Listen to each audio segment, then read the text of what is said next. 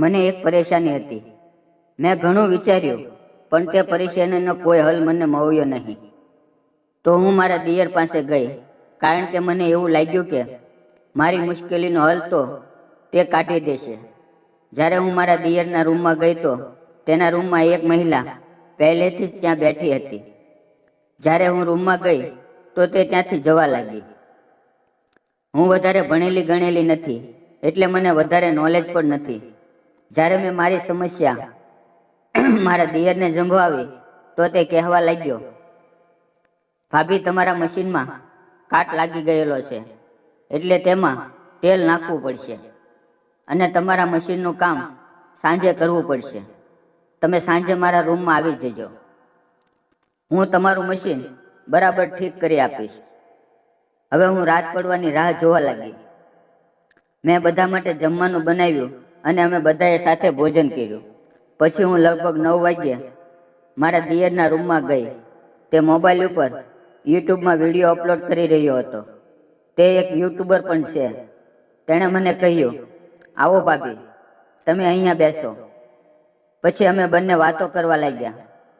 થોડી વાર પછી તેણે કહ્યું, હું તેલ લઈને આવું છું. અને પછી મારા દેવરે જે કર્યું. મારું નામ પ્રેમિલા છે અને મારા લગ્ન 3 વર્ષ પહેલાં થયા હતા. મારા શરીરની અંદર ખૂબ જ તંદુરસ્તી હતી. ઘરનું કામ પૂરું કર્યા પછી મારો સમય ટીવી જોવામાં પસાર થતો હતો. મારા પતિ પોતાના કામ માટે વધારે બહાર રહેતા હતા. તે મુંબઈમાં હીરા બજારનો ધંધો કરતા. તે મહિને એક વખત 2 દિવસ માટે ઘરે આવતા. ઉપરના ફ્લોર ઉપર મારો દિયર રહેતો હતો અને તે એક નાની મેકેનિકલ કંપનીમાં કામ કરતો હતો. આખો દિવસ ઘરે મારે કોઈ કામ રહેતું નહીં, એટલે મેં કપડાં સીવવાનું કામ શરૂ કર્યું. અને થોડા સમયમાં મારા ગ્રાહકો વધવા લાગ્યા. હું ખૂબ જ કાળજીપૂર્વક કામ કરતી હતી. હવે કામ એટલું બધું વધી ગયું હતું કે મારા એકલાથી પૂરું પણ થતું નહોતું. એટલે મેં આજુબાજુની છોકરીઓને કામ ઉપર રાખી. મને મોટા મોટા ઓર્ડર મળવા લાગ્યા અને મારો નફો પણ વધવા લાગ્યો. પૈસા જોઈને હું ખૂબ જ ખુશ હતી. મારા દિયરના લગ્ન થઈ ગયા હતા, પરંતુ થોડા સમયમાં તેના છૂટાછેડા થઈ ગયા અને મારા દિયરને સિલાઈ મશીન રિપેર કરતા આવડતું હતું. એટલું જ્યારે પણ મારું મશીન બગડતું ત્યારે તેની પાસે સારું કરાવવા માટે લઈ જતી. એક દિવસ ખૂબ જ વરસાદ થઈ રહ્યો હતો. વરસાદના લીધે એક સિલાઈ મશીનની અંદર પાણી જતું રહ્યું. પછી તે મશીન બરોબર ચાલતું નહોતું. સવારમાં હું મારા દિયરના ઘરે ગઈ અને તેને મારી મુશ્કેલી જણાવી. એટલે મારા દેવરે કહ્યું કે ભાભી, તમારે સાંજે આવવું પડશે. એટલે તમે સાંજે મશીન લઈને આવો, મારા ઘરે આવજો. હું સાંજે કામ ઉપરથી પાછો આવીને તમારું મશીન સારું કરી આપીશ. મેં તેને કહ્યું, રાતે શું કામ? તો તેણે મને કાંઈ ન કહ્યું અને તે હસતા હસતા પોતાની ગાડી લઈને જતા રહ્યા. જતા જતા તેણે મને એટલું કહ્યું કે તમારા મશીનમાં કાટ લાગી ગયો છે, એટલે મશીનની અંદર તેલ નાખવું પડશે. હું ત્યાંથી ઘરે આવી ગઈ. હું વિચારવા લાગી કે જ્યારે પણ કોઈ મશીન ખરાબ થઈ જતું તો હું તેની પાસે જતી, પણ તે મશીન મને દિવસે જ રિપેર કરી દેતા. પરંતુ આજે તેણે મને રાત્રે શા માટે બોલાવી હશે? મને કાંઈ પણ સમજમાં આવી રહ્યું નહોતું કે મારા દેવરના દિમાગમાં શું ચાલી રહ્યું છે. સાંજ પડી એટલે હું તેના ઘરે ગઈ.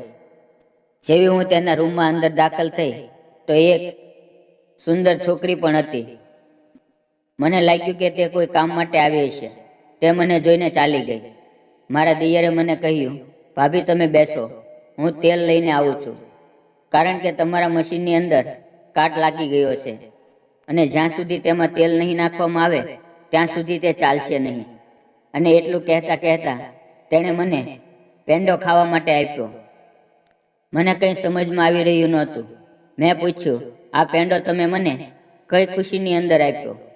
તો તેણે મને કહ્યું, આજે સવારે તમે જ્યારે આવ્યા ત્યારે મારે નવી ગાડી લેવા જવાનું હતું, એટલે મેં તમને સાંજે મશીન લઈને બોલાવ્યા હતા. અને પછી તેણે 2-3 કલાકની મહેનત કરી અને મારું મશીન ચાલુ કરી દીધું.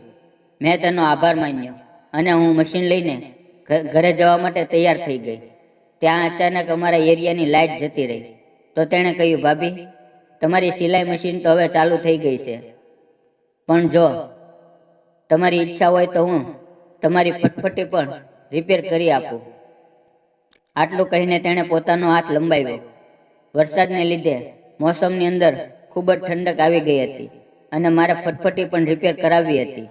તે પણ ખૂબ અવાજ મારી રહી હતી, કારણ કે હમણાંથી તેનો યુઝ થયો ન હતો અને મેં તેને હા પાડી. અને પછી મિત્રો, ફટફટી કઈ રીતે રિપેર કરી તેની વાત સાંભળવા માટે વિડીયોને લાઈક અને ચેનલને સબસ્ક્રાઈબ જરૂર કરજો. ફરી મળશું આવતીકાલે એક નવા વિડીયોમાં. ત્યાં સુધી આવજો. વિડીયો પૂરેપૂરો જોવા બદલ તમારો ખૂબ ખૂબ ધન્યવાદ. વિડીયોમાં આવેલા નામ, પાત્ર અને ઘટના ફક્ત કાલ્પનિક છે. તેનો કોઈ પણ વ્યક્તિ સાથે સંબંધ નથી. આવજો.